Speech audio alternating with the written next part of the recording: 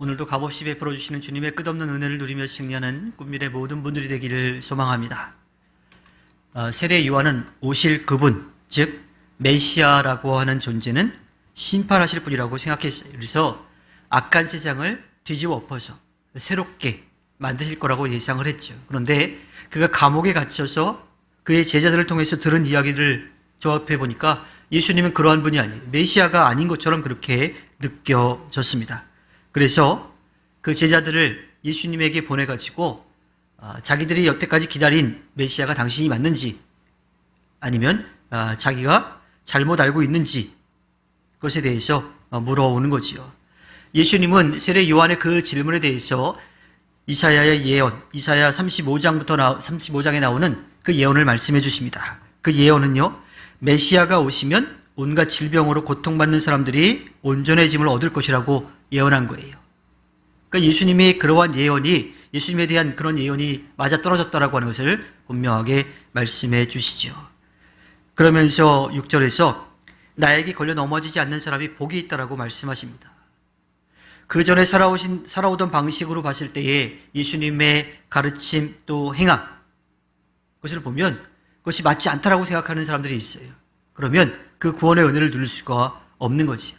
자기의 기준 혹은 선입견으로 예수님을 대하면 예수님이 틀렸다라고 생각할 수밖에 없는 거예요. 그런데 예수님은 예수님이 메시아임을, 그가 구원자임을, 그가 낮은 자리에 임해서 아프고 힘들고 어려운 사람들과 함께하고 그들을 치유해 주는 분임을 믿을 때에 그 구원의 역사가 이루어지는 것을 말씀해 주시죠. 예수님은 예수님에 대해서 물어온 세례 요한에 대해서 말씀을 해 주십니다. 그는 마지막 예언자고 모든 예언자보다 더 뛰어난 사람이라고 하는 거예요. 메시아를 통해 하늘나라의 복음이 선포되는 것을 준비한 사람인 거지요. 그래서 11절에서는 여자가 낳은 사람 가운데서 세례자 요한보다 더 큰 인물은 없었다라고 말합니다.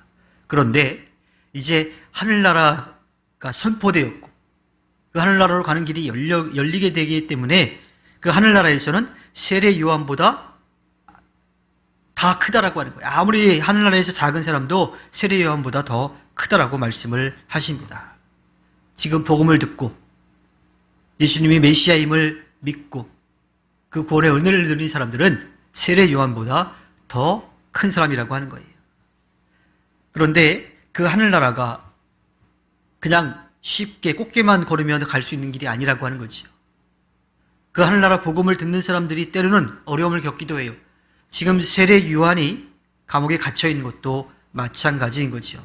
또 예수님도 그 복음을 전했음에도 불구하고 그것을 받아들이지 않았기 때문에 고문당하고 조롱당하고 또 채찍으로 맞고 십자가에 매달려서 죽음을 맞이할 수밖에 없었던 겁니다. 어떻게 보면 하나님께서 구원의 역사를 왜 저렇게 이루실까 하는 그런 궁금증이 생기기도 해요. 또 하나님의 이 통치가 아주 강하게 한 번에 빨리 임했으면 좋겠는데 그렇지도 않습니다. 그래서 어떤 사람은 하나님의 다스림에 대해서 느리다, 하지만 부드럽다, 조용히 역사한다라고 그렇게 이야기를 하지요. 자, 그렇게 힘이 없는 것처럼 또 언제 올지 모르는 그러한 답답한 가운데 있을 때에 세상적인 그런 기준들은 계속해서 압박해오고 또 그것이 틀렸다라고 계속 그렇게 이야기합니다. 하지만 결국 하나님의 다스림이 이기게 될 거예요. 느리지만 은밀하지만 분명하게 오게 될 겁니다. 하늘나라의 복음을 믿는 사람들은 그것에 대한 소망을 가지고 그 믿음을 지켜가는 거지요.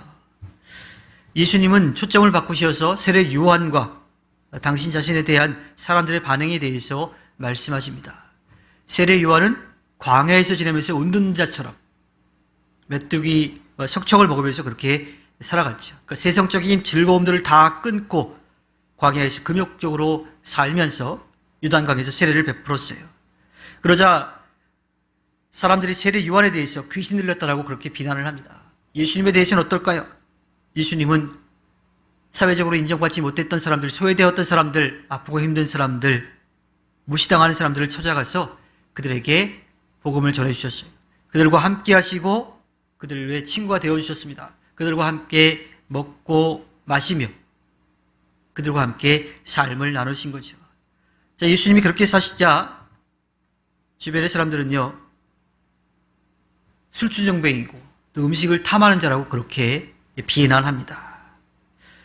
세례 요한이 했던 일, 또 예수님이 하고 계신 그 일들을 사람들은 그대로 받아들이지 않습니다. 왜곡해서 자신들이 가지고 있던 그 기준으로 비판하면서 조롱하고 또 잡아 감옥에 가두고 죽이려고 하는 거지요.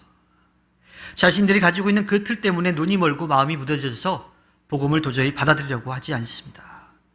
그로 인해서 세례 요한이 선포했던 회개, 세례, 또 예수님이 선포하신 이 회개, 그 회개를 하지 못했던 거지요. 하나님의 구원의 역사는 예수 이전과 예수 이후로 분명하게 나눕니다. 주후 525년에 디오니시우스 엑시구스라고 하는 사람이 인류를 예수님 이전 시대와 이후 시대로 바꿔요. 그래서 우리가 BC라고 예수 이전의 시대, 또 AD라고 하는데 우리 주님의 해라고 하는 것으로 그렇게 나누어서 이야기하죠. 우리도 서기라고 하는 것을 쓰죠. 그래서 보통은 예수님이 태어나신 그 해부터 시작해서 지금 2023년이 흘러가고 있다라고 그렇게 역사의 기준을 세우고 있습니다. 그것은 하나님의 구원의 역사를 이 예수님을 통해서 이루어가고 있다라고 하는 것을 분명하게 고백하는 겁니다. 하나님께서 아브라함을 선택하시고 그들에게 그 민족의 선지자를 계속 보내는 그 과정 가운데에 구원의 역사를 이루어 가려고 하셨어요. 그런데 그들은 실패하고 말았죠. 하나님이 실패하신 것이 아니라 이스라엘 민족이 실패한 거예요. 그리고 그 역사가 세례 요한까지 이어졌고 예수 그리스도를 통해서 온전한 구원의 역사가 이루어지게 됩니다. 말라기 예언자 이후에 한 400여 년의 공백이 있어요. 그 이후에 세례 요한이 예언자로서 예수님이 오실 길을 선포한 거지요.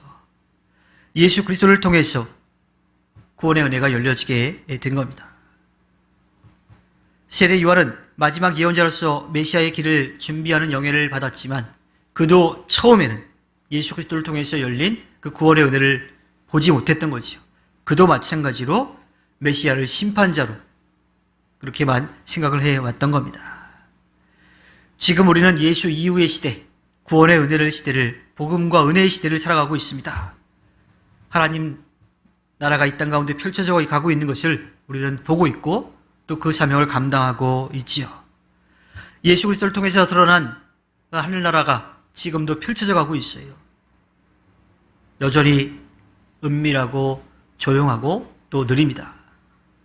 그래서 제자로 살아가고 또 제자가 되고 제자로 자라나가는 그런 그 과정들이 때로는 답답해하기도 하고 힘에 겹기도 해요. 하지만 분명하게 이루어지고 있고 또 우리에게 그 놀라운 구원의 역사는 완성될 것입니다. 이 진실에 눈뜨지 못하면요, 사람들은 계속 세상에서 잠깐 누리고 말 것에만 욕심을 내면서 살아가요.